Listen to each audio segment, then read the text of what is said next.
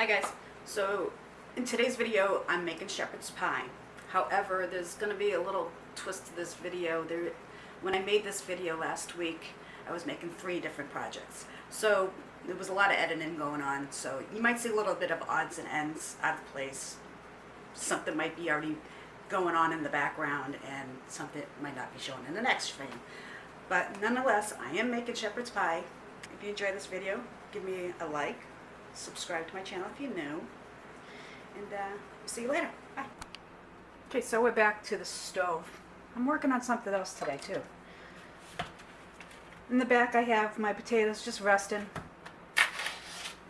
and over here I have my pan preheating. Always preheat your cast iron. I'm going to throw a pound of ground beef, hamburger where it's called, where I'm from, and today we're making some shepherd's pie my way. Alright, so I'm going to turn the heat down on this pan, and what you're doing, you're just browning up your ground beef.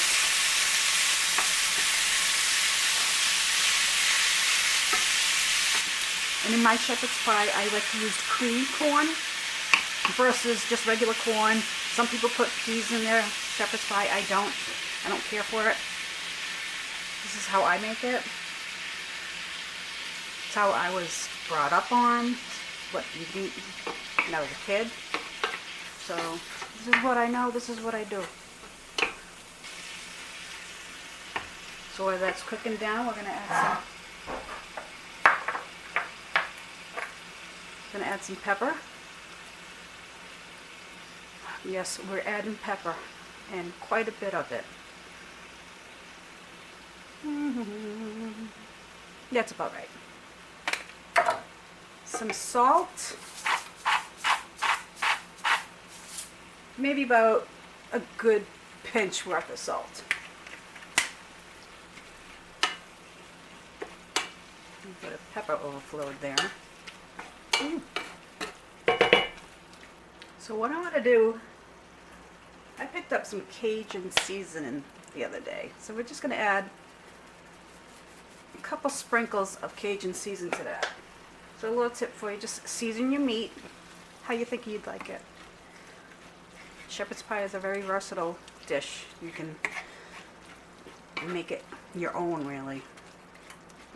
If you wanted to put peppers and onions in this now, you can do that too. But we're just making the regular old standard, we'll call it the New England shepherd's pie that I grew up on. So I'm going to let this cook down just a little bit longer until everything's all nice and brown, and we'll be back. Okay, so depending on how high you have your pan, this is only going to take about 5 minutes or so to cook down. Now, what I like to do at this point, the meat still looks as a little shade of pink to it. So what I normally do is I usually have the muscles in the house do this part for me, but he's not here, so I'm going to risk breaking my wrist doing this, because I have bad wrists. Anyway, over here I have my jug of grease. I don't pour this down in my sink. I advise you not to do that either. It will ruin your pipes. So let's drain this into our grease container. And yes, I'm due for a new container. This is getting rather full. Drain as much as you can. I don't like a greasy shepherd's pie. So let's put that back over there. Put you back over here. Woo. Take a can of sweet corn, cream style. Open it up. Yes, I use this way. I don't go that way. I hate doing it that way. It's not natural. Open your can.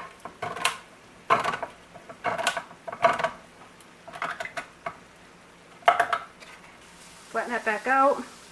Right now my burner is on low. Pour your creamed corn. Now mix this up. I usually do 1 can per 1 pound of ground beef. There's only 1 can. There's only 1 pound of the ground beef / hamburger. So you only put 1 can of the creamed corn. So we're going to let this simmer. Now this is really good on its own. If you just want to eat this the way it is, I'd do it. Now I'll slap it on some rice too. Grab a nice clean spoon.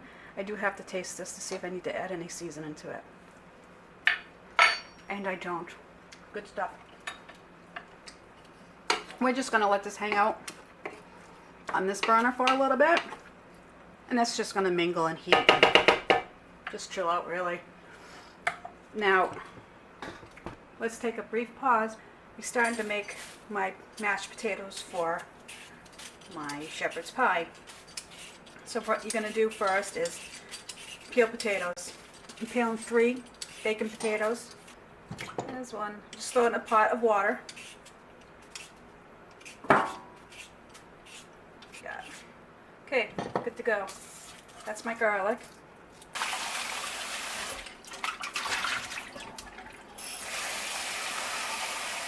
Okay, what I do,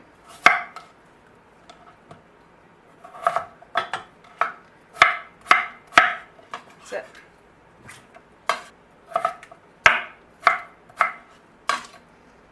Okay, potatoes are done. Grab a rag, do a quick cleanup. Now rinse under cold water. And rinse well. Fill your water up until just above the potatoes. So I have 2 good sized cloves of garlic. Take your knife, quick smash, and peel. Okay, smash again. Pick up your clove of garlic, slap it in your water. Back over again. Grab the other one. So what I like to do again, just smash them, break them up.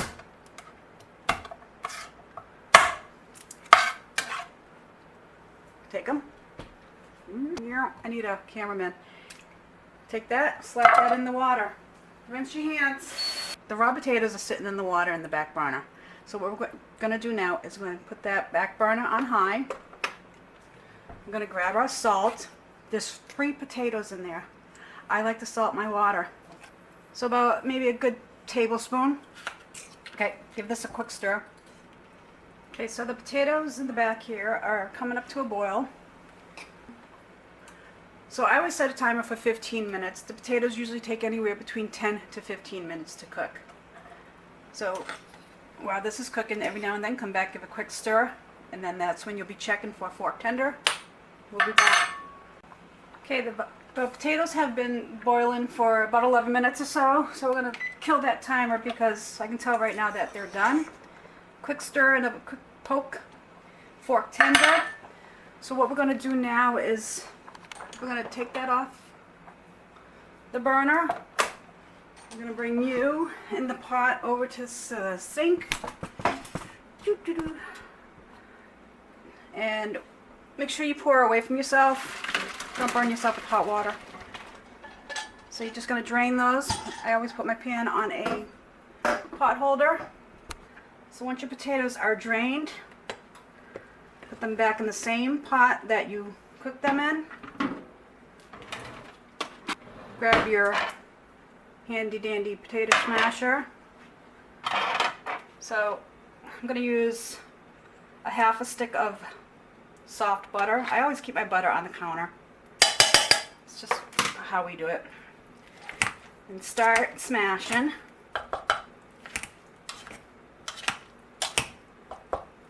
Mix the butter.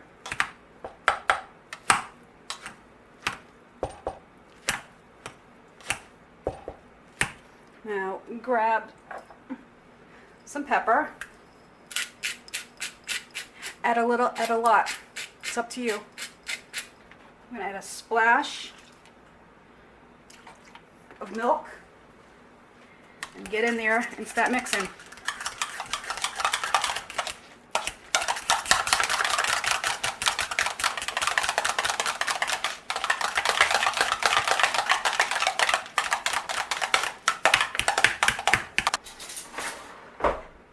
Let's give that a taste. This is my garlic mashed potatoes that I make for dinners. Ooh, hot. Really good. Although, I think I could have put one more clove of garlic in it, but it is garlicky enough. Okay. Grab a spoon. I gotta get my hair out of the way. I should have put it up, but that's okay. Anyway, so let's turn this burner off, and it's cast iron, so it's gonna stay warm for a while. My husband is due home in a little bit, so we're just gonna leave it on the burner for now. But right now, take your lovely mashed potatoes and cover the ground beef and cream corn mixture. It's like topping a pie with a crust, but you're using mashed potato. Now, if I was making this to have later in the week, I would actually put this in a regular casserole dish, and you can freeze it and have pre-cooked meals. So if you want to work on a Sunday or a Saturday on your days off and just make a lot of pre-made meals, this is an easy one to do. It's quick. So that looks good. What I do, I just put the broiler on high and just brown the top a little bit, get the nice crunchies. Okay, so we threw our shepherd's pie in the oven. See how close it is to the burner? You just want to keep an eye on that because it's going to brown really quick. So once that's brown, we'll be right back and I'll show you what it looks like. Okay, so here's our shepherd's pie.